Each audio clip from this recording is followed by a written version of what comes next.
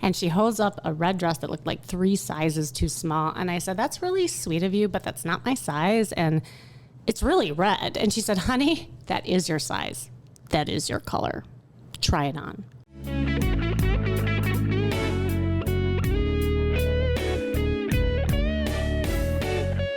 Welcome to Secrets of a Sugar Daddy. Here's your host, Marcus. Welcome to another episode of Secrets of a Sugar Daddy, the #1 sugar dating podcast in the world, where we pull back the curtains on the good, the bad, and Kimmy Dae, the shocking stories of sugar dating. Sure are. Yeah, you have a few shocking stories for us. Something like that. Kimmy reunited with her quote-unquote husband yesterday. It was real nice. She thinks she's in love again. Yeah.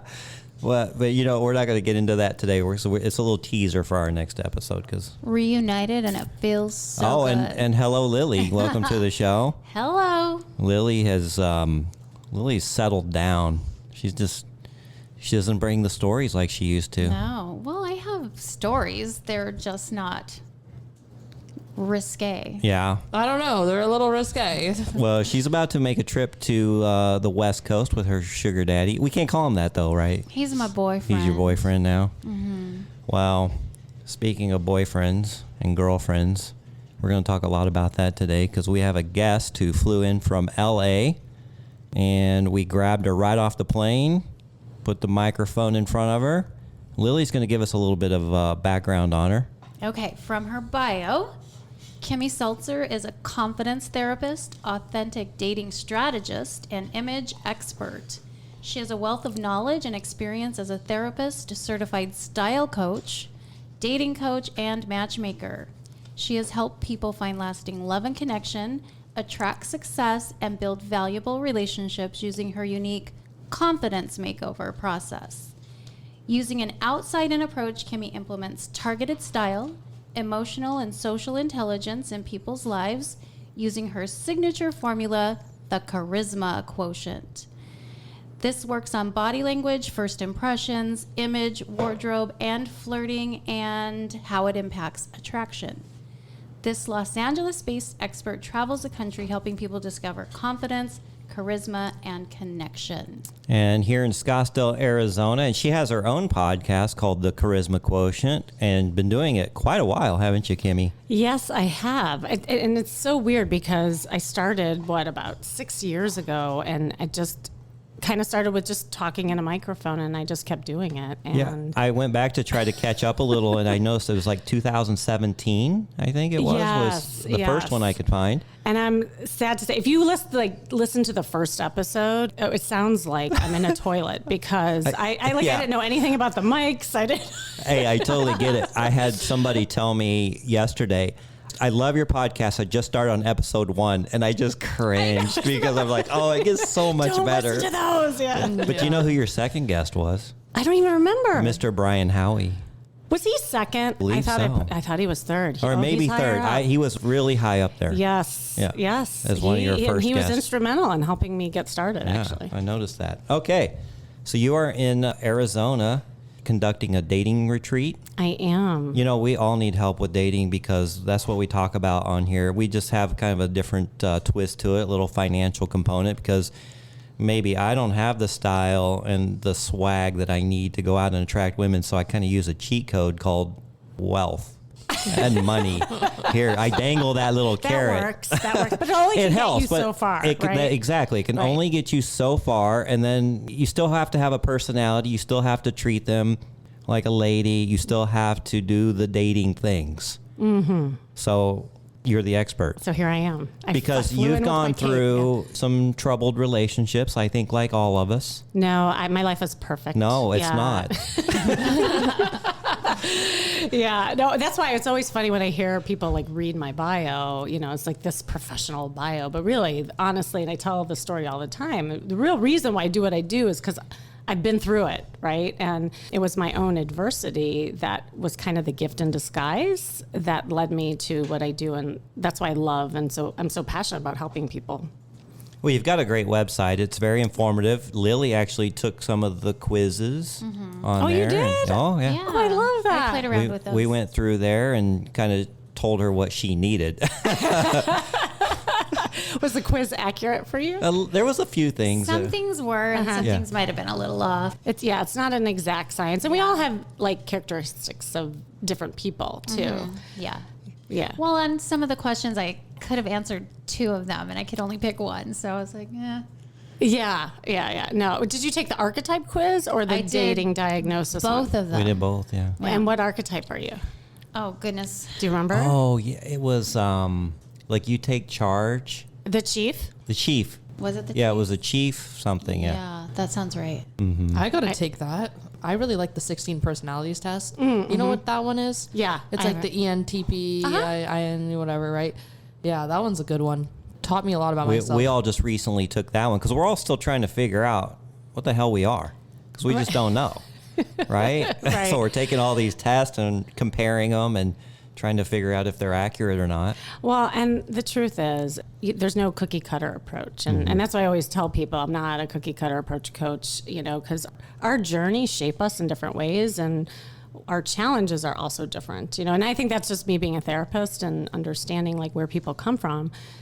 Because, like what is not working for you might be working for you, Lilly. So it's like, it just depends on where you're at too. Also, at the age that you're at, like Kimmy, I'm sure you're dealing with different things than like our age group. Maybe. Who knows? I mean, she's not our age, so she doesn't know. Right, so I deal right. with a You don't know plethora what you of don't know. things. Kimmy, give us a little bit of your background, kind of what led you into this. I read your story, but for our listeners around the world. Yes. Yeah. And I'm glad you're asking me about my story because, again, and I just did a TEDx talk on this because I'm just really like passionate about where I came from because being a traditional therapist, I always had this like traditional life.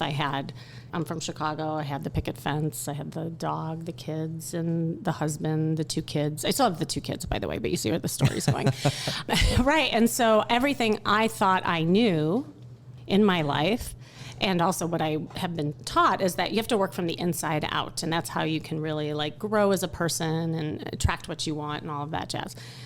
Well, then we all pick up and we move across to La La Land, LA. We land there and we end up doing what all the other people do in LA. Cocaine. Well, I didn't do cocaine. That I can't claim. But I did get a divorce, which is the other thing that. Let's go. That's a great second.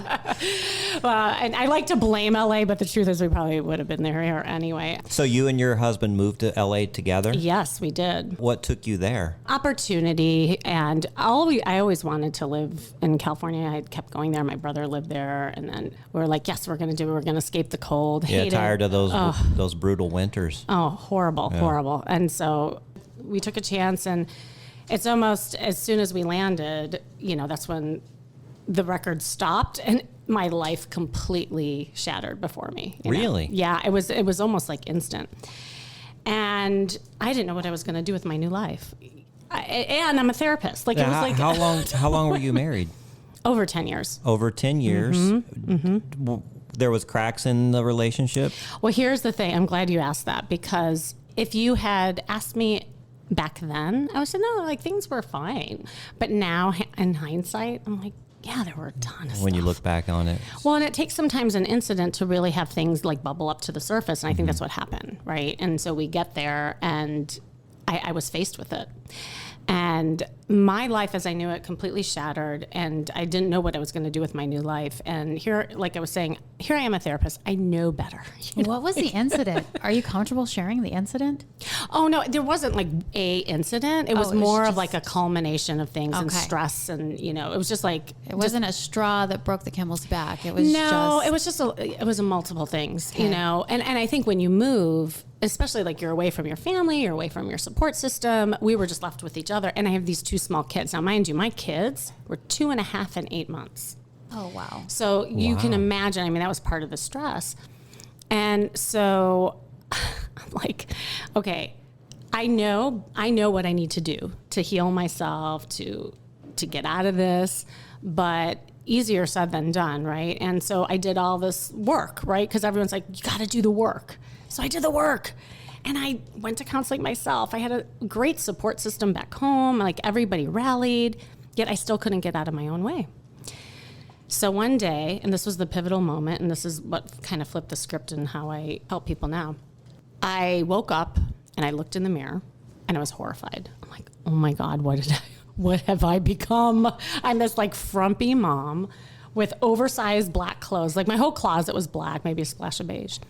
And everything was like 5 times too big on me. And I just didn't see myself until that moment. And it was like the mirror, all the pieces of the mirror just like shattered to the ground. I'm like, oh my God, I have to do something. So I did something very untraditional in therapy land. I did retail therapy. I went shopping. That's my everything. You girls have never done that. Oh, it works wonders. And it works for men, by the way. They don't want to like claim that. I've but probably seen done it. that a few times. Yeah. Like when you look better, you feel better, right? Yeah. And so here I am. I go to the store and I'm shopping, and I think I'm up leveling myself because I'm getting new clothes, but no, I'm putting all the same black clothes in my arms, you know? And so this personal shopper, she comes up to me and she says, ma'am, I've been watching you and I think you should try this on. And she holds up a red dress that looked like 3 sizes too small. And I said, that's really sweet of you, but that's not my size. And it's really red. And she said, honey, that is your size. That is your color. Try it on. Really?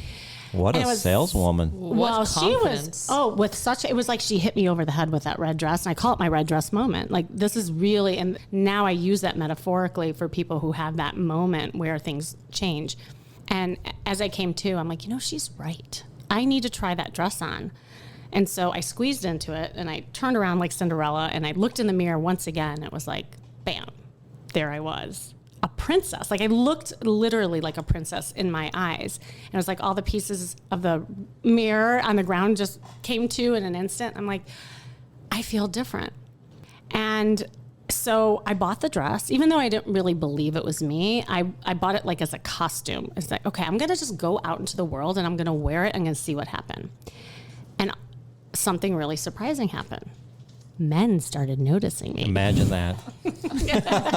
Bum, bum, bum. And then here's the thing, the other layer to it.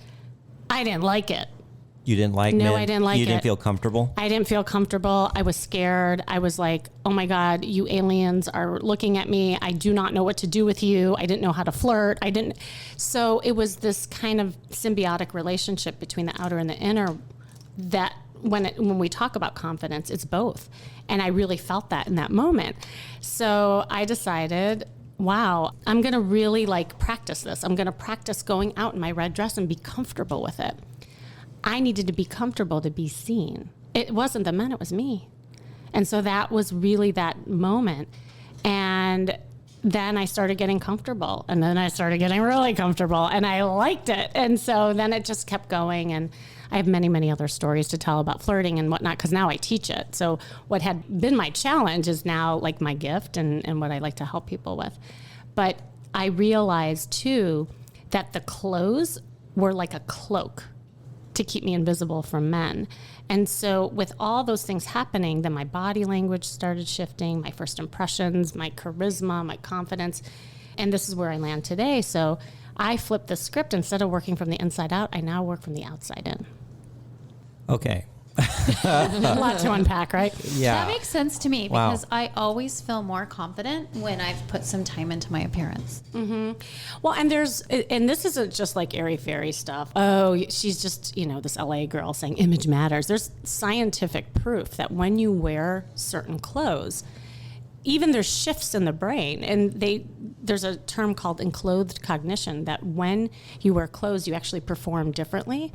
Your body chemistry changes, even the chemistry in your brain changes. So it makes sense. And so what my TEDx talk was about is how marketing yourself attracts love, because you could do all the inner work, you could do all this other stuff, but at the end of the day, love might pass you by because no one's seeing you. And so to me, it makes sense to work on the outside to build that confidence. Not everybody needs it. Sometimes people need a make under, quite honestly. Right. Right. That And is so true. yeah, right. Because then it Kimmy attracts. got a make under today.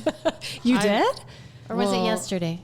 Oh, today. Well, I dissolved my lip fillers today. They're still swollen. They're still swollen because I got the injections of like the stuff that dissolves the filler inside.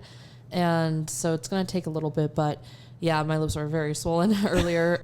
I just want to go back to the way it was. I think it'll be good though. What made you decide to go back? So I'm 21. These fillers, I swear they age you. Like, I mean, there is a point where I feel like if you're in your early 20s, like, I'm not going to say nobody needs it, because I think in some people, and including myself in some places, like, it has made me feel or look pretty or whatever. But I did start to feel like I looked late 20s, early 30s, and I was like, I don't want to look like that anymore. You know, although my dating pool is definitely like 30s, it's not 20s whatsoever. I still don't care. She doesn't want to look 30 at 20. I just want to like enjoy these years and then deal with feeling 30 when I'm 30. Nice. Yeah. So, yeah. My make under. Well, it's interesting because, I mean, I think, and being in LA, I see a lot of people getting stuff done. And what made you decide to do it in the first place? I did live in LA. And that was the reason why you did. I had no work done before I moved to LA, and then things it just starts to go, because you run into people who are 19 years old and they look like Kylie Jenner, and you're like, how does your butt and your boobs and your face look like a magazine? And it's obviously fake, but it looks good. You kind of get accustomed to it too. And especially when I was dating in LA, I was going to say he was pretty loyal. He was absolutely not. But when we would go out, he would make sure I felt special. He would never like look at women. He would like follow girls on Instagram that looked that way. And then it just kind of made me feel like I could benefit from getting work done. And I think some of it is great, but lips, I don't really love. So here's a good question then. Maybe you can help us with this. How do women get away from comparing themselves to these obviously embellished girls on magazine covers or and these Instagram and everywhere? Yeah. Well, I'm glad you asked that, because I was thinking, and I was going to ask you too. I mean, so much of what we're talking about is actually confidence, right? And today there's so much noise, right? Like I'm at the age where we didn't have social media. We didn't have filters. We had Polaroids. Yes, ma'am. You got what you got, out of the camera. And because of that, I think there's this notion, especially with Kimmy, your age group, is this outside validation that all of you have been accustomed to and groomed for. And so how many likes and how many, followers relates to how good somebody is. And so now it's almost like, how do you reverse that and really get validation within? And there's no magic formula, but it does start. I mean, I know I was saying outside in, but inside out, outside in, it all kind of is intertwined. You can't work with one without the other. And it's like, how can you fill yourself up so that you are truly happy, so that you don't need those external things to make you happy, that it's just part of who you are, but you're happy within no matter what anyone thinks. Yeah. Personally, recently, I've been getting outside, and it feels wonderful. I'm just trying to figure myself out. But I was doing this challenge that Mark was doing for a while. It's the 75 hard, and I'm still doing it. I was doing it for a while. What day are you on, Marcus? Like 31. Wow. How many days did you do? You know, so about that, I don't know. I definitely did a good week and a half very strictly. After that, I started to let loose on some things. I would say I still kept the diet. I'm still working out. I have a personal trainer, so I'm going and doing things. Today, I'm playing tennis and then going straight to personal training. Yesterday, I went on like a 3-hour walk. Like, I'm doing things. I'm feeling good. So that's helped. And I think that may also be like why I had this realization. Like, I just want to get the fillers out of my face. Because I just was like, I don't need that. I'm not really thinking about when my next beauty upgrade is. I'm like, when am I gonna, I'm excited for better things, losing weight or looking more toned, or, things that are just gonna come from living a healthier lifestyle. And while before it was like, which doctor do I want to see to get a lipo or, you know, so it's like, now it's a more holistic approach. And I love that. Just because I don't really care as much, I'm more about the health than the looks, you know? Well, there's so many ways that you can keep yourself attractive to the opposite sex. And if you say you don't have time or motivation, I'm telling you right now, I have made time over the last 31, 32 days. I had a sugar baby that I've been seeing for a while, and she challenged me to the 75-day hard program. And it's a mental and physical challenge because you got to like drink a gallon of water a day, 2 workouts a day, read 10 pages of a nonfiction book, no alcohol, follow a diet. And it could be any diet you choose, but you got to follow it for 75 days. As Lilly, my personal assistant, and Kimmy can tell you, I am busy. I do not have time for this. I am working from sun up to sundown. But I'm 31 days into this, and I have not missed a workout. I have He's not killing it. cheated. How many pounds have you lost? I'm down 15 pounds. Oh my gosh. And here's what's the problem. My girl right now is like, she's like, you're becoming too attractive. I'm getting a little worried.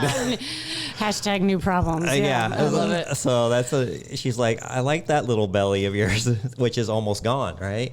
So I agree with you that you do have to work on your physical appearance, and if you're just too lazy to do that, you're not going to be able to, attract, I think, some of the people that you want to attract simultaneously working on the inside. Because like you, I went through a very hard breakup.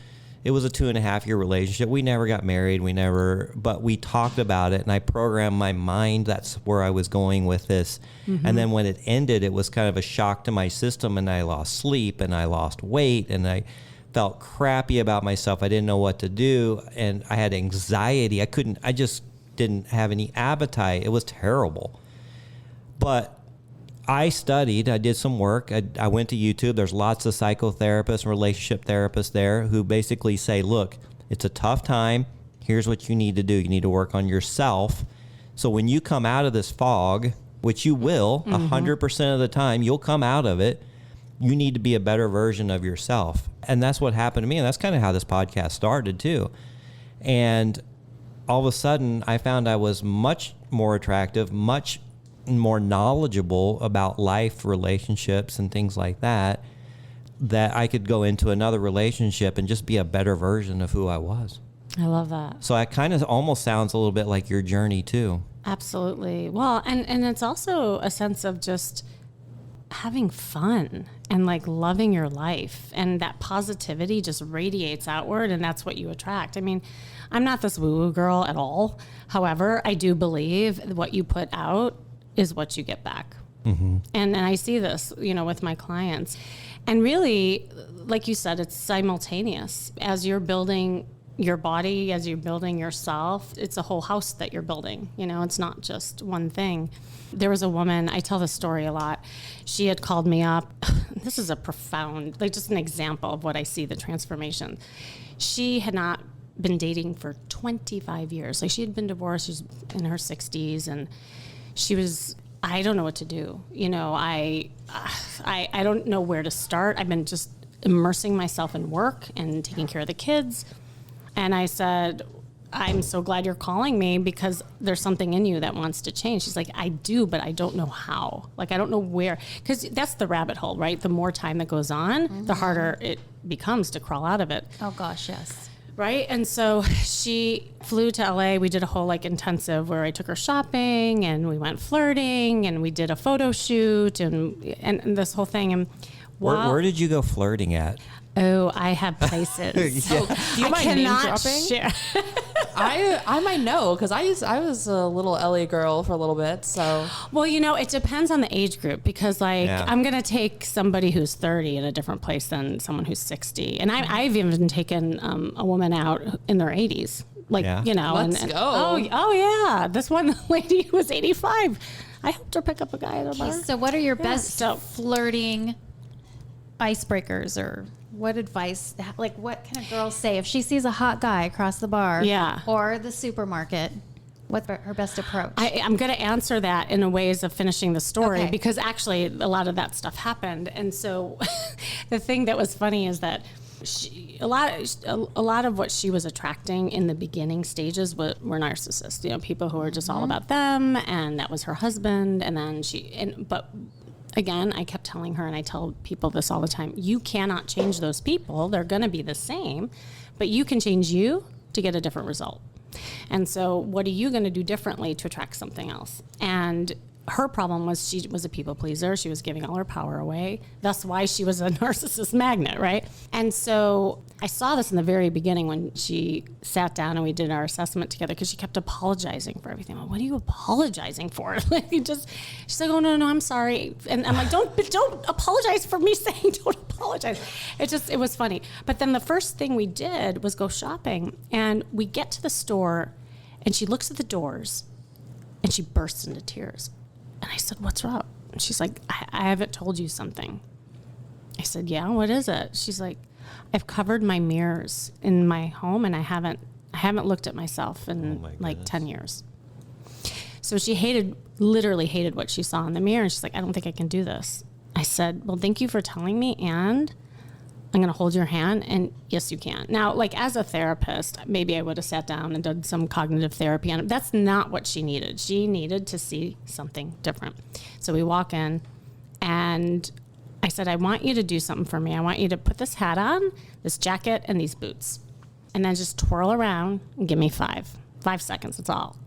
And so she does it, and she twirls, and she goes 1, 2, 3, 4, 5, 6, 7, and she just kept staring, and then the tears started dripping down her face again, but this time it was tears of joy. And she's like, I never thought I could be so pretty. Aww. And I know, and like now I'm crying, like we're hugging, and it was just this amazing moment. And from that moment on, I created a monster, quite honestly, because then we were skipping in the store. She was changing with the door open. Like, this is a woman who was that sounds like me. Yeah. Right. Like she was like liberated, right? Oh, and, God, I'm liberated. yeah. Well, I could tell that about you, Kimmy. And so no, but she needed a little Kimmy in her for sure. Like, and she was, and it was awesome. And then we did a photo shoot. But when we went out flirting, to answer your question, I was teaching her a lot of different techniques. And, you know, I do these flirt workshops, and I kind of have this like formula, but really the secret ingredients have to do with your body language, the way you communicate, and also how you show up, your dressing and your charisma and all that jazz. And within that, there's different things.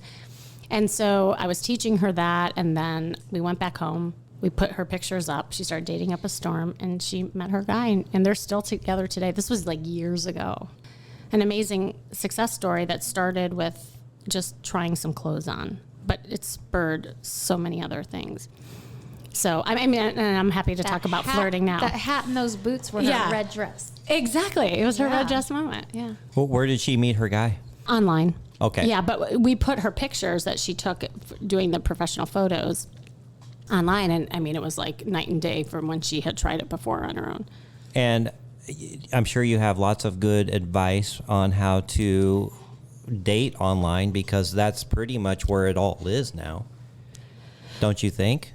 Well, and the pandemic definitely caused that to happen, and yes. And the way I see men and women send messages back to each other, they're failing miserably. Oh my God.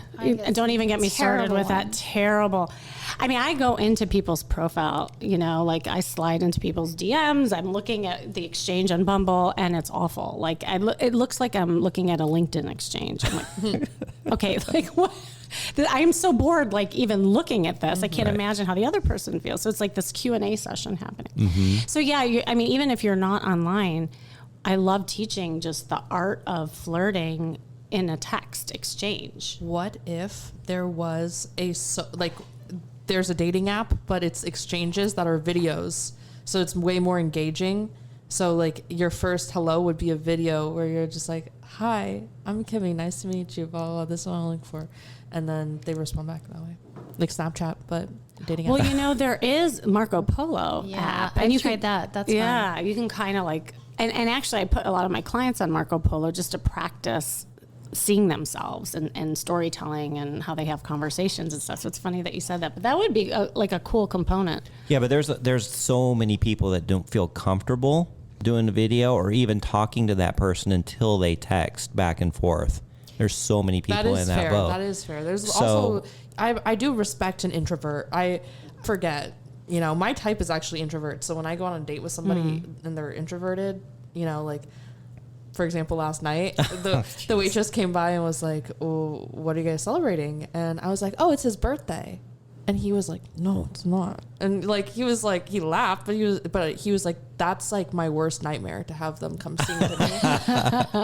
And Although you would be eating that up. although I would love that shit, I would be like laughing away. I love, it would be funny for me. You're listening to Secrets of a Sugar Daddy. Hey, thanks for listening so far, and we've got a lot of good stuff still ahead. But I need to take just a minute. I have a friend, Maria Scaptura. She is a PhD student at Virginia Tech, and she's doing some research on sugar dating. And she needs to talk to some sugar daddies and some sugar babies, but mainly we are seeking input from sugar daddies, and she wants to hear your experiences and your pathway into this. Hey, now it's completely anonymous, it's unrecorded, and it's a lot of fun. I did it, and you will really help us out if you give your thoughts and opinions on sugar dating. So go to the website, secretsofasugardaddy.com. Click on the ad. There's a quick survey. Or you can email her at scaptura@vt.edu. And that's spelled SCAPTURA @vt.edu. All right, back to the show. You're listening to Secrets of a Sugar Daddy. Have a comment or want to be on the show? Okay. Find us at secretsofasugardaddy.com. Now back to the show with your host, Marcus.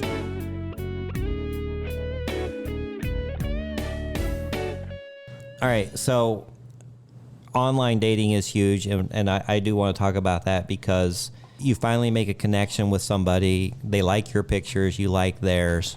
How do you get to the first meeting? How do you get past the, "Hi, how are you? I'm good, how are you?" Well, that's the first problem is don't start with, "Hi, how are you?" Right. I agree. Start there, right?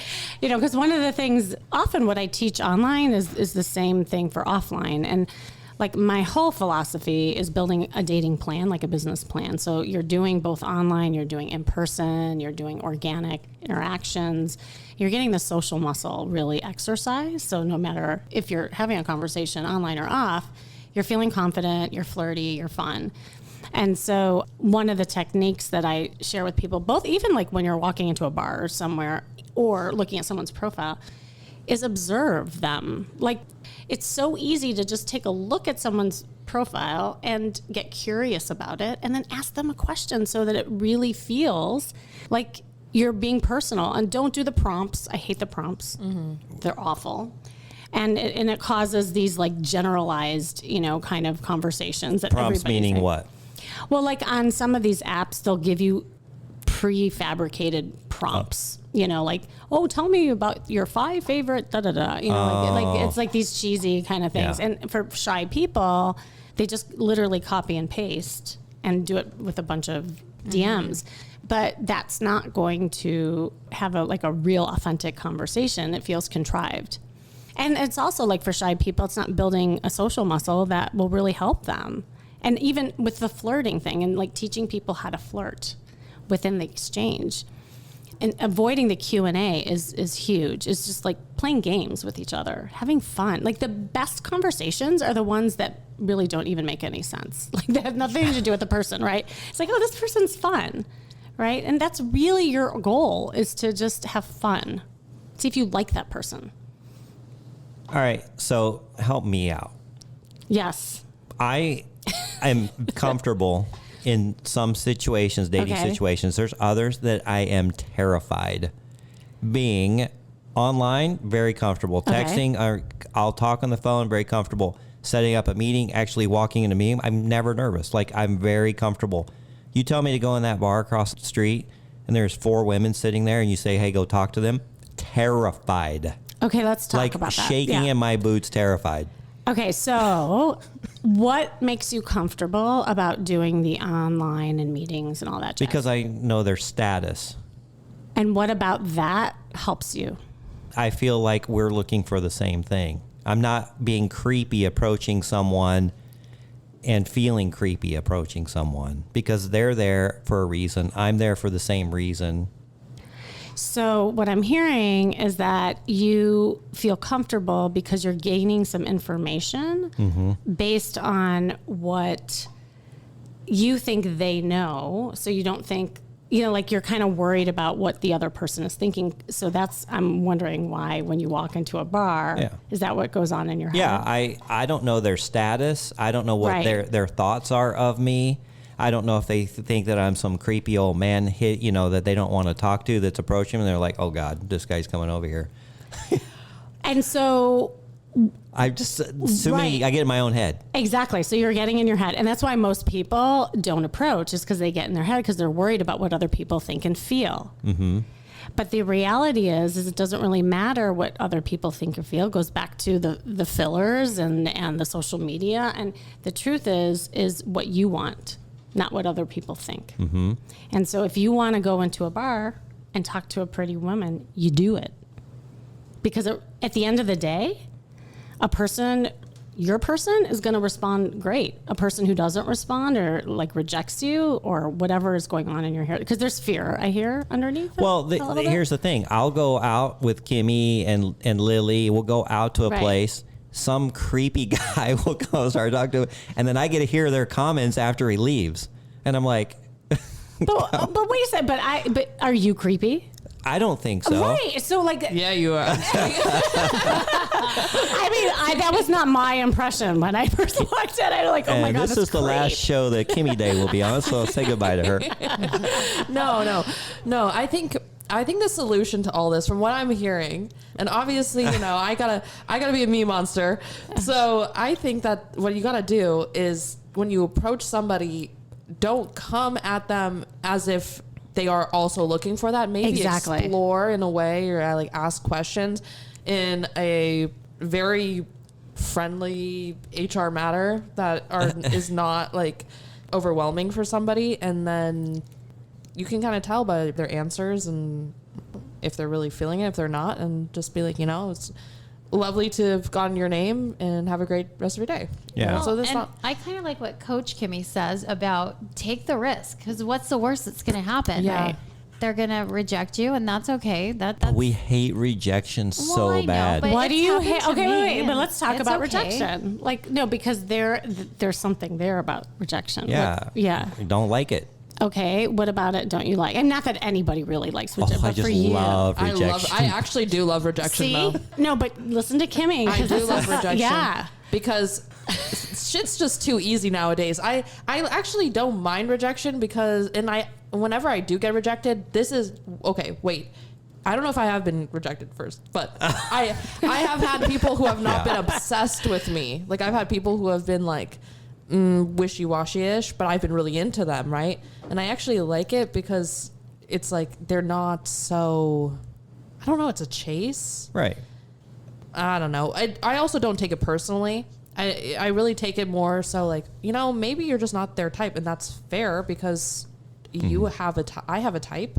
I'm entitled to my type, and as are you and anyone else. So and I was out with you not that long ago, and I got rejected. Did you know that? No. Oh, what happened? I don't think I told you. So we were out to the W, and we were talking to the cell phone guy and the FBI guy, and they seemed all googly-eyed about this one here. So As she's pointing at Kimmy Dae. I went over. She's pointing at my jugs. I was. Both those two. They were two excited girls. about those two boys, like those two twins. Anywho, so I went and approached another guy that I thought was really hot, but he was talking to his friend, and I struck up a conversation, and I could just tell they were like, "This is an A-B conversation. See your way out of it." Okay. So I moseyed back over here, but now suddenly, cell phone guy was like, "Wow, I'm going to pay attention to you now because you had the confidence to go up and talk to those guys." He loved it. He was did. eating it up. He ate it up. He was the confidence. He's like, what did he say about himself? I don't know. He called himself something like a tiger or alpha or something. He's like, and you are too, I Lilly. don't remember that part. He's like, I am this and you are too, and I love it. But I just didn't take the rejection personally. Well, there's been a couple of instances where I've obsessed with a girl that I met in a social situation because she actually came up to me and started talking to me first. I was just like sitting there like a lump on the log. And then she's like, hey, you want to play pool? All of a sudden, like, I'm all about that girl, right? Right. So didn't you love that? I loved her it, yeah. confidence? I Yeah. mean, and that's what we're saying. Like, confidence is sexy, right? No matter if you're a man or a woman. And I mean, I don't want to throw you on the couch, but I'm just wondering. Oh, please do. Love to see you. Throw him on the couch. Well, oh gosh, that came out in many different ways. But have you been rejected when growing up, or is there something attached to there's that? In high school when you're most fragile, I think, and I was a good looking guy, I thought. I mean, I wasn't ugly, and I was like the captain of the football team, student council president, and there was plenty of really cheerleader type girls, right? The popular girls of school that I made a play for got shot right down. And I'm like, what the fuck? I didn't understand. Of course, now looking back on it, they liked older guys. And that's why I like being an older guy. Yeah, which is great because But I didn't know you can have that an then. Understanding that people have their types, and it has Yeah. nothing to do with you. The rejection is. But when you're a fragile high school kid just trying to date, trying to learn about women, it's pretty, So the last time I checked, you're not a fragile teenager. No, I've grown. anymore. I've grown, but I'm still really shy in the situations where, if God forbid, I ever talk to anybody in a supermarket, especially in a large town. Why? I don't want to not? get maced. Well, I will say, like, a sidebar is that it is a different age right now. With a lot of men are saying that they're scared, just with everything going on, and men don't want to come across, like you said, creepy or do something bad. But like, Marcus, you're a nice guy. Like, I can tell that. And even there's no way a nice guy can really be an asshole, even if you tried, And so knowing that about you, going from that place of confidence and not hesitating or worrying about what any of those 5 pretty women in the bar think or feel, they're going to love it. Well, it's gotten better lately. I'm talking more to the old, younger me. Right. Or I say the old, younger me, the past, younger me. And we have a lot of our listeners are in the same boat. I mean, we've got listeners of all ages, right? So it helps now that I've found some success and some financial wealth and confidence. I've done the work. Yeah. I've worked on my appearance. I've worked on my maturity, my knowledge of relationships. So I am not like terrified, shaking in my boots, like I explained. That was me 5-10 years ago, which doesn't seem that long ago. Right. So that's kind of why I wanted to bring up that subject to see if we could get some knowledge that can help many of our listeners Okay, here's Yeah. my advice. in that boat. I like what she said about be observant. So if there's this really hot chick and you just really want to talk to her, your best approach is to notice what she ordered or what she's drinking. Strike up a conversation about something she's wearing. Or sorry, Yeah, I get sorry that, to be but- kind of eavesdropping, but I heard you mention this. But in my head, don't they get bombarded with that same bullshit all the time? Don't you, Kimmy? Don't you get bombarded with that? Yes, but as an 84% extrovert, I always 84. I always just let the can of worms open. Like I eat it all up, and then at the end, if they're like, "Can I get your number?" I'm gonna be like, I had That's a the great worst. time. Yeah. I had a great time talking to you, but And then you put I'm your not- tail in between your legs and you walk away and go, fuck, man, why did I even do that? But no, it's like you just enjoy people. Most of the time, what I used to do is just shut them down and just be like, just leave me alone. But now, I'm like, people are just being friendly, whether or not they're flirting or not. I'm gonna be kind and nice, and you never know, someone can become your best friend. And just even if you're not attracted to them, you might love who they are as a person. So, I've made a lot of random friends recently, that guys who have tried to hit on me, and they've just become my friends. And I've even friend zoned some people that I was in a situationship with. Like, I love that word, isn't it? yeah, Great. like the dermatologist Yeah. that I'm going to go play tennis with after this. Yeah. And honestly, if the girl's not receptive to it, she'll figure out a way to shut it down. Most of the time, they'll try to do it in a nice way. Yeah. They'll be like, "Oh yeah, this this is my boyfriend's favorite meal. Right. Wait, Again, on the other hand, I have talked to many pretty girls who are, a little above average, and they'll go, yeah, I don't date because guys are intimidated. They don't even come up and talk to me. Exactly. Most pretty women don't get approached, except for Kimmy. you got to risk it for the biscuit. Guess I'm not that pretty. But it's not about the line, it's about the person and the delivery, because 10 women could say the same thing to you, and you're gonna be attracted to the woman, whoever's delivering it, the way she is, the way she acts. It's so much more. And so again, it's not worrying about what the other person, because you're still saying it. You're still saying, well, but aren't 1,000 guys coming up and saying the same thing? Right. I just always have these doubts and just always things in my head getting in the way of talking myself out of it. Right. And that's I guess that's just practice. You got to figure out a way to practice. Well, I have this social engagement formula that I teach people, and Lilly, you were spot on in that initial stage is kind of like that observation stage, and I walk people through on how to get out of their head and more into their body and more into a conversation that's personal, heartfelt, and with emotion versus facts. That's another thing that I see where people are not connecting, is that they just spew a bunch of facts back and forth rather than telling a story about themselves and having fun and just using more emotion words. So it's a big, actually this weekend is my dating retreat, and it's a big part of what we're doing. I'm having them go on a scavenger hunt and doing different things and talking to strangers to help them get out of their comfort zone. So I'm gamifying it for them because so many of them are in their head and call themselves introverts and whatnot. That's also a wonderful idea. Tell somebody you're on a scavenger hunt and you have to talk to somebody about, I don't know, their pets. It's a third layer, right? So then they have that confidence to be able to do that. And then it's taking away the scavenger hunt and saying, well, what if you did that in you real don't life? even have to be on a real scavenger hunt. You just tell them you are. Mm-hmm. I'm going to use that someday. Yeah. I don't know when.